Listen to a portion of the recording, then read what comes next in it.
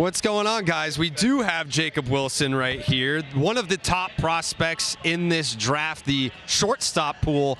Speaking of pools right now, we were just talking about you and your dad and how he's a former big leaguer, and I was trying to relate to it. I asked you how excited you are, but then I'm trying to put myself in his shoes. How excited do you think he is, knowing that his kid is one of the top dogs right now?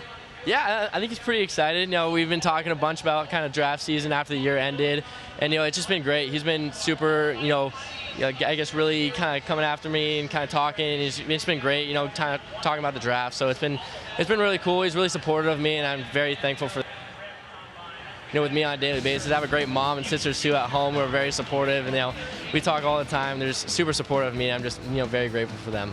How cool is it to have that built-in coach? Like, your dad was an all-star in the big leagues for the Pittsburgh Pirates, and you get to grow up with that.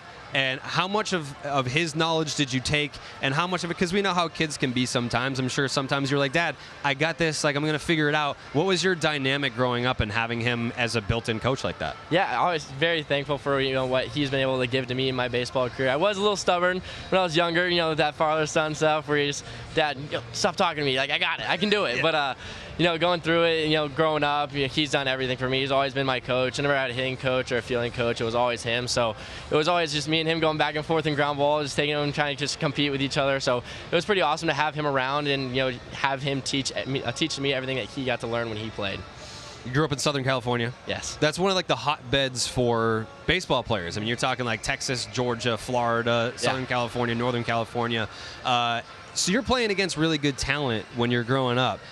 At what point did you realize, hey, I'm not just as good or better than the kids that I'm playing with out here, I'm kind of really good when you compare it to the rest of the country? When was that moment for you? I think that moment for me was really last year with Team USA, going out there and I was the mid-major guy. No one really knew who I was just because I was from a small school. But going there and being able to compete against those guys, being able to fit in and actually look the part was pretty special to me. It was something that I'll look back on for the rest of my life. But that was the moment I realized that I can do this. It's something that I want to do.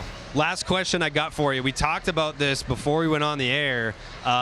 Your hair. You have show hair right now. You're 21 years old. You already have show hair. You told me you don't use product. There's no way that that's true. On a daily basis, I do not use product. Today, I got a couple stuff in there to make it stick, TV ready. But on a daily basis, I just go in there, wash it a couple times a week, but that's about it. You know what? We're going to send it back to another hair guy, Greg Amsinger. I don't know. Do you believe him that he can just go natural like that? It's to be so young again, Jared. I believe if we had the same flow, we let it grow out when we were that age, it would look similar. But he definitely has that hair gene. There's no doubt. He really does. It's plus show. It's an 80 grade. Oh, no doubt. No doubt.